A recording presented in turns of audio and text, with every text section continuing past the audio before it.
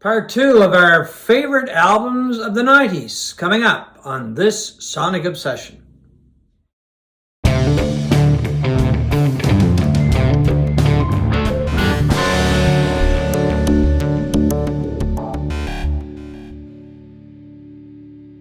Hi folks, I'm John Whidden, and right over there is Steve McLeod, and this is This Sonic Obsession. Today we're going to wrap up our look at the favorite albums of ours from the 1990s. So I'm going to shift it right over to Steve with his number 5. Yeah, 5 through our top choices.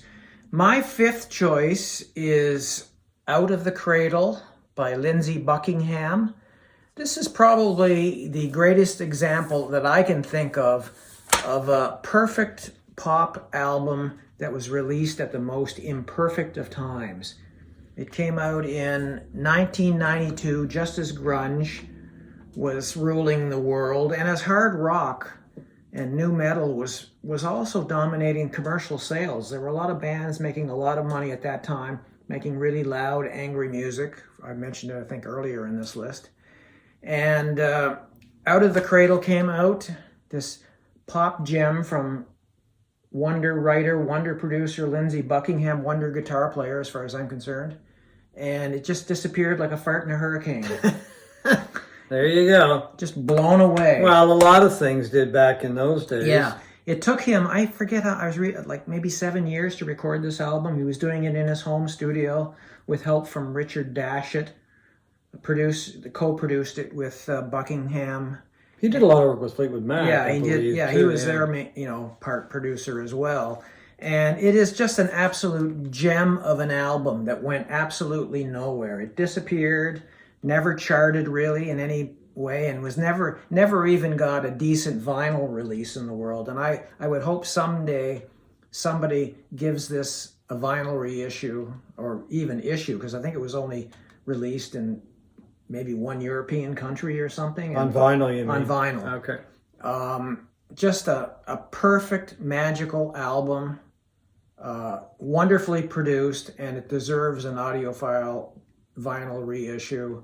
Out of the Cradle by Lindsey Buckingham. This sounds like a vintage era Fleetwood Mac, like it could have come out in 1977 or well, something. that's probably one reason it didn't catch on, because Fleetwood Mac's popularity then was waning. Yeah, but it was so out of time with, exactly. with the times. And unfortunately, but this is, if you love that era of Fleetwood Mac, you'll love this album. Okay, my number 5 goes to, and I have to actually clarify something. I said in the last one we did, I was talking about the drummer Jim Keltner, and I said that he had worked with a lot of people, including 3 of the Beatles. It was Ringo Starr, John Lennon, and George Harrison. I said Paul McCartney. I don't think Keltner ever worked with McCartney. He worked with the other 3. I just wanted to clarify that. My number 5 goes to Wilco, Being There. This was not Wilco's first album, but it was the first album that I really clued into.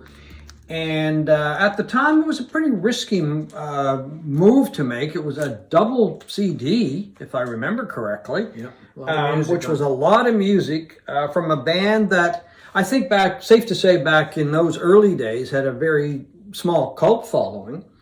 And anyway, I kept hearing about this album. So anyway, I picked it up, and it took quite a while for it to grow on me, but it did eventually. And I love the album. I think arguably, it might be my favorite Wilco album, or their best album, I suppose I should say. But a lot of people would say Yankee Hotel Foxtrot, but I don't know. It depends on what day of the week it is. There's just a lot of music on there. Jay Bennett was still with the group. He added a lot to the Wilco sound. That was the album where you're beginning to get the weirdness of Wilco creeping in, like noiseescapes and things like that. And that's all on Jay Bennett, as far as I can tell. Yeah, and that was a really nice sound for Wilco. And very adventurous. Yeah, adventurous and experimental. And anyway, I really liked the album. It really turned me on to Wilco, a band that still makes really good records. The last couple haven't been exceptional, but they've been really good, which is saying a lot these days. So anyway, Being There by Wilco is my number 5 choice. Good choice. My number 4 choice is Girlfriend by Matthew Sweet with the Tuesday Weld cover. This came out in 1991. In my opinion, it is one of the greatest power pop albums ever released. And that means 2 things. It means not only does it have sweet, catchy melodies, but it also has a layer of guitar that gives it a bit of a crunch. That to me is great power pop. Just an absolute perfect album. Besides Sweet's memorable songs, it features the incredible guitar of Richard Cole, who leapt to fame in the band Television in the mid-'70s. Oh, right, yeah, okay. And another guy, Richard Quine, who played with Richard Hell, Lou Reed, people like that. So there's some incredible guitar throughout this album to go along with these incredible melodies that just get stuck in your head by Matthew Sweet.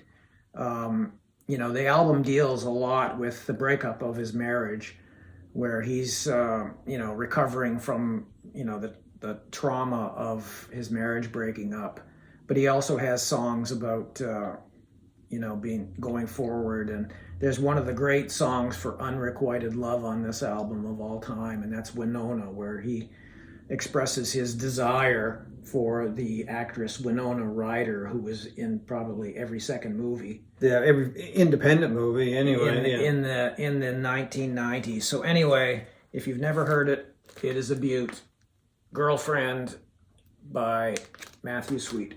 Speaking of power pop, we should notice the sad passing of Eric Carmen in the last week or so.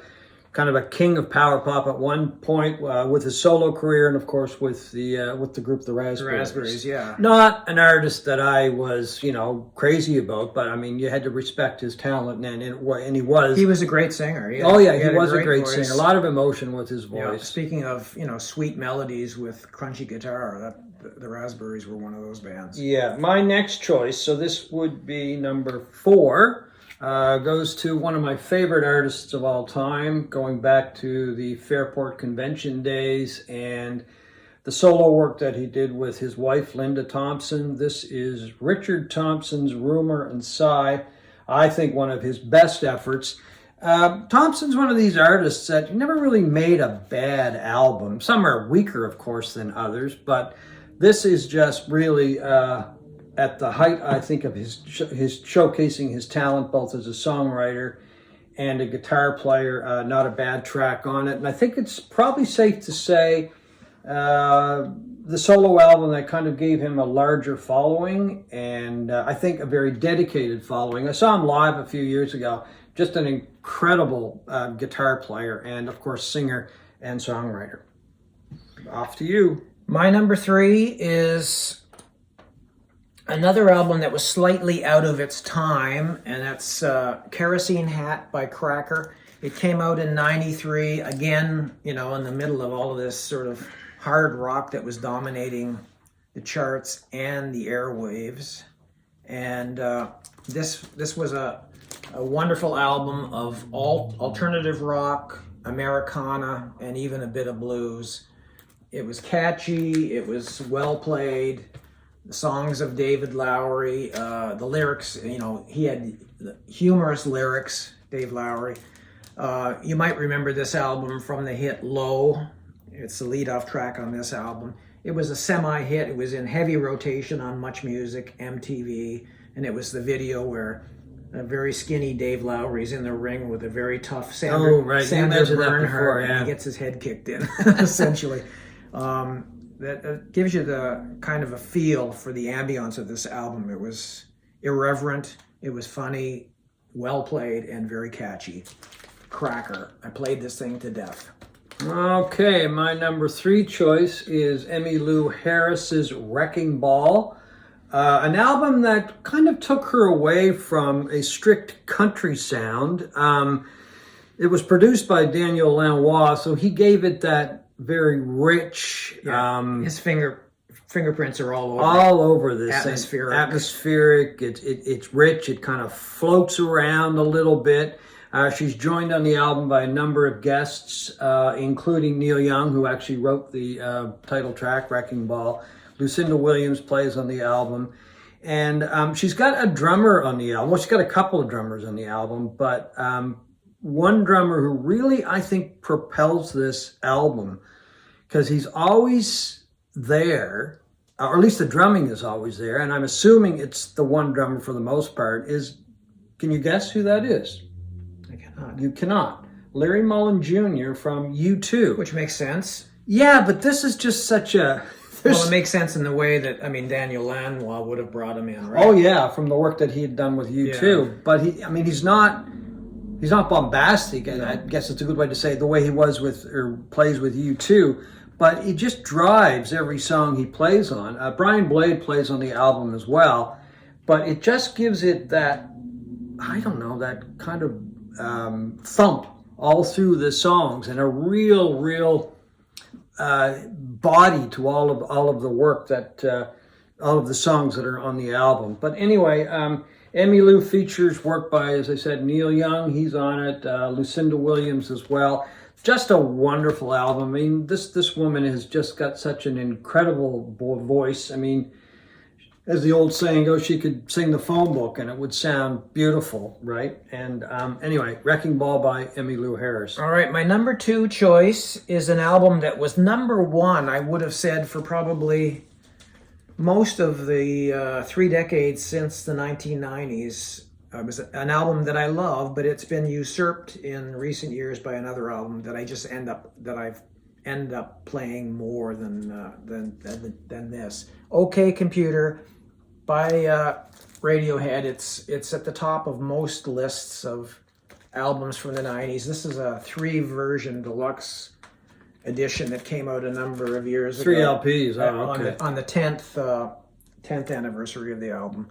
I mean, it's the album that, it was a critical darling, even though it sold well as well, even though it was Radiohead at the very beginning of their really experimental period.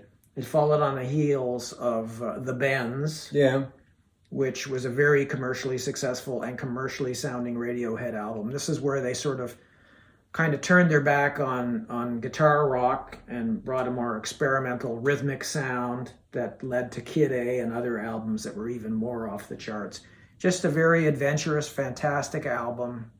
I like the album, but I still think I prefer the Bends over that album. It's not as accessible as the Bends. True, yeah. And so, I think a lot of people are turned off by that direction in Radiohead. I wasn't one of them. I just think it's an amazing album that really established Radiohead as probably the most important rock band of the modern times, I think. Okay.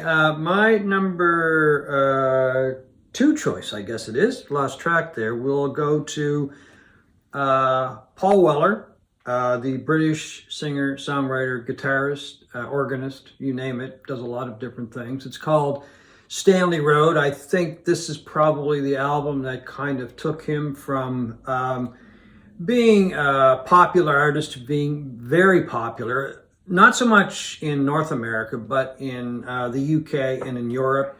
It includes some of his best material, The Changing Man, Porcelain Gods, You Do Something to Me.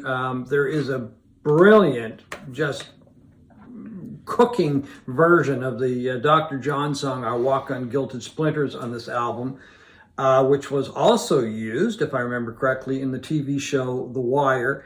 I think Weller is just an amazing artist. I'm not really sure why he's never caught on over here. I mean, he is huge in the UK and in parts of Europe, and his popularity, I think, just keeps growing. Here, I mention the name and people go, who? You know, there are people who really like him, like me, and then others, a lot of people just don't even know who he is. Well, I don't think he ever really was part of the festival circuit in North America in the summers, or no, I don't think so. He's more known for playing clubs here than he'll play halls like soft cedars. Or like Danforth. He's played the Danforth in Toronto before, and he was a member of the Jam. So a lot of people remember him from his days with the Jam. And of course, he was a member of, was the driving force behind the Style Council.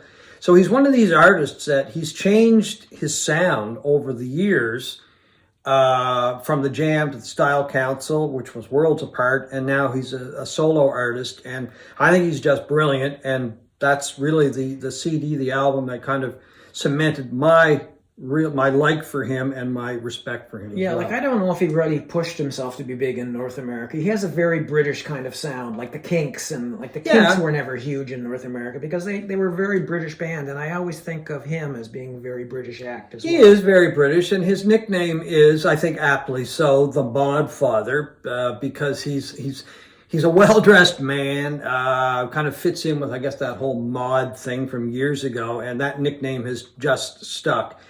He's got a new album coming out in May called 66, which is how old he will be, I think, when the album comes out. Really looking forward to it. All right. My favorite album of the 1990s is Urban Hymns by The Verve. It's the third studio album by this band from Wigan, England, outside Manchester. Came out in 1997. And to me, it was the greatest album that came out of the whole Brit pop music, which was characterized by guitar-heavy bands. The Verve is very guitar-heavy. The guitar soundscapes of Nick McCabe are just incredible. It sold 10 million copies worldwide. 10 million? Yeah, really? It was huge. It'll set them up for retirement, I hope. I would hope so, because they've never done as much since. And to me, it's just, this is a remarkably cohesive sounding album from a band that was literally coming apart at the seams when they were making this. Richard Ashcroft, I think the primary songwriter and lyricist, and the singer, had this great voice, really was not happy with what they were doing, and at one point wanted to scrap the whole album and start again. And Nick McCabe said a few years later that, what was my reaction? Horror, sheer horror. All I could say was, I think you should reconsider. And that was a very good move. Just if you love swirling neo-psychedelic guitars and songs that just build and build and build, The Verve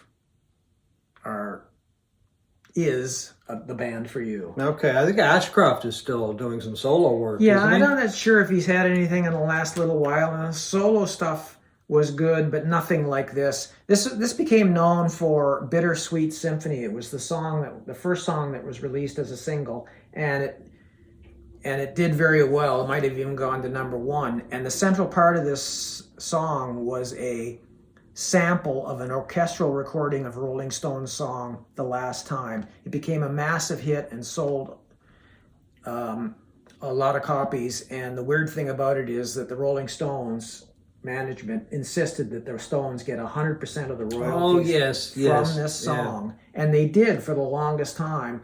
Eventually... As if they need the money, right? Yeah, Alan Klein was part of that, right? Yeah, and he's that explains it. When he was gone from managing the Stones did the right thing and gave the royalties that was good back to the Verve, which it should have been, because it wasn't that sample that made it great. It was the Verve that made it great.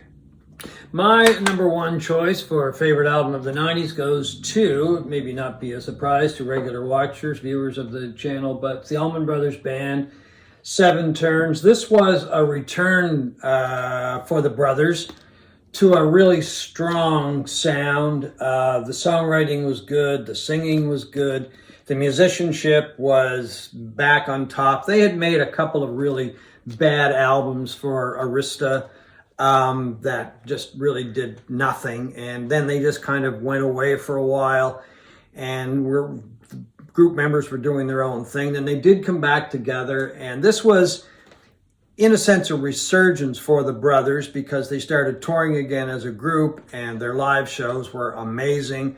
I think the addition of Warren Haynes on second guitar was a big factor with this. He gave the Allman Brothers a real big sound. His slide guitar playing was incredible, because Dickie Betts never really liked playing slide that much, and it was such an integral part to the brothers' work as far as that goes. Gambler's Roll is one of the great songs on this. 7 Turns, I think, is just an incredible song. It's got Dickie Betts on lead vocals. Now, Dickie's not a great singer, but he's singing lead, and then Greg comes in behind him a couple of times and just lifts the song up. And there's a great instrumental on here. The brothers did pretty well an instrumental on every album. This one's called True Gravity. Anyway, the reason I really like the album is because it was, for me, a return of the Allman Brothers and a sound that was really good and it was really tight. So 7 Turns by the Allman Brothers Band. We do want to wrap things up with a few honorable mentions from both of us on albums that didn't make the top 10, but in my case, could have made the top 10. In fact, I could have done probably a top 20. But anyway, I'll let you go first. Yeah, I think we were both struck by how many great albums were released in the 90s, because I kind of went into it thinking, the 90s weren't that great. You know, yeah, I did too. Yeah. Again, it was a decade of really hard music that normally doesn't appeal to me, but there was a lot of stuff on the outside that was absolutely great. And one of the guys we actually want to recognize is Karl Wallinger of the band World Party, and this was Goodbye Jumbo, which came out in 1990, and it's just an incredible pop album.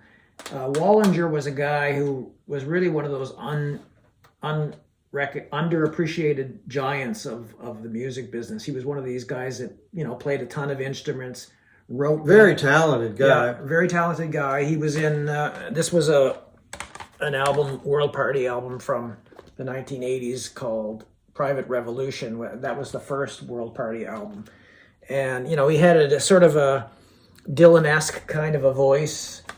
And this is an incredible album of just incredible pop rock, Beatlesque harmonies. This could have easily been in my top 10, and it wasn't. That's my first honorable mention. Well, he also added a lot to the sound of the Waterboys. He played with the Waterboys and Mike Scott for a couple of albums. Yep. And one of my favorite albums of all time is This Is the Sea by the Waterboys. And Wallinger was a huge part of that. You can tell just from the sound, because the work that he did with World Party just kind of continued that sound as well, and he definitely put his stamp on all of that work that he did. So I think he was 66 when he passed away a few days ago. Yeah. So very sad. Yeah. My next? Yeah. Okay. Anyway, here's another artist who never really made a bad album. A lot of his work just went unrecognized for a while. This was Jeff Beck, and the name of the album or the CD is called Who Else. Did a lot of work on this album with Jennifer Batten, who he played guitar with for a number of years. Some of the tunes on this album became a part of his regular repertoire when he was playing live. And it's kind of his move into electronica, and he's playing a lot of different, I don't want to say instruments, but technology and that kind of thing that he really put to good use on this album. I didn't really like it at first, but definitely grew on me a lot. So Jeff Beck, Who Else? Yep. My second honorable mention is Mezzanine by Massive Attack. They were a British trip-hop, I guess, band, electronica band. And this came out in 1998. Just an incredible sounding album. I remember hearing this, going to a guy's house who had just an incredible sound system, and he was playing, was it Teardrop? From this album. It just blew my mind. Just a fantastic sounding album, and just great album that shouldn't appeal to me, but it really does. I was a little surprised with that choice, yeah. Okay, my next choice goes to an album that I don't know how many people bought it or even listened to it. Probably not many. I bought it because I was really intrigued by the lineup. It's Warren Zevon, who I love, who I think is one of the great singers, songwriters, musicians of all time. And he got hooked up with Mike Mills, Bill Berry, and Peter Buck. Couldn't remember Peter's name there for a second. From REM, which seemed like a bit of a weird group to get together, but boy, they cook on this album. It's made up of covers of different songs on this. It's a Walkin' Blues by Robert Johnson.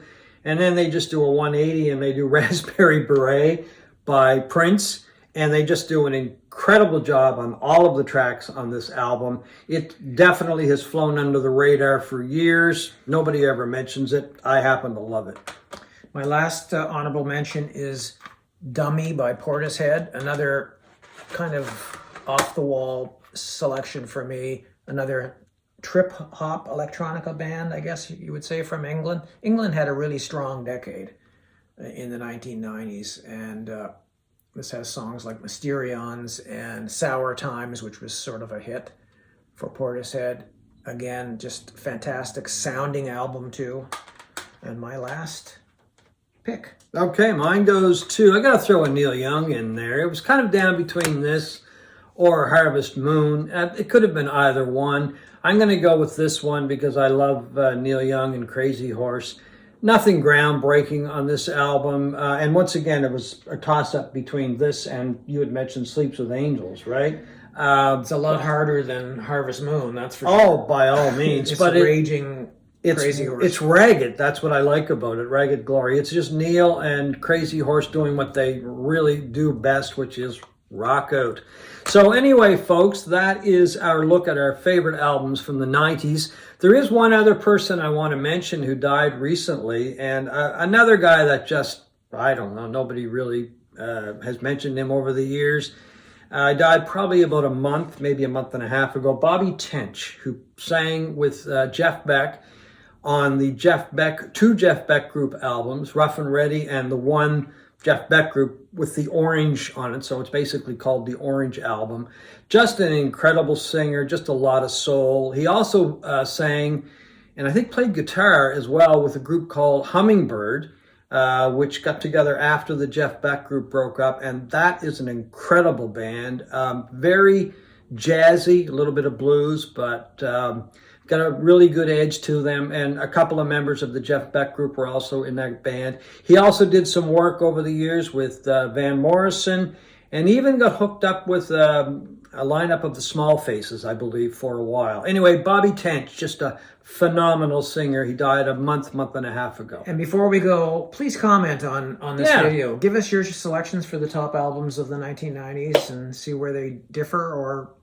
Yeah, and let us know if you like our choices or dislike them. I mean, we're big boys. We can take the criticism. So anyway, thanks for watching this Sonic Obsession.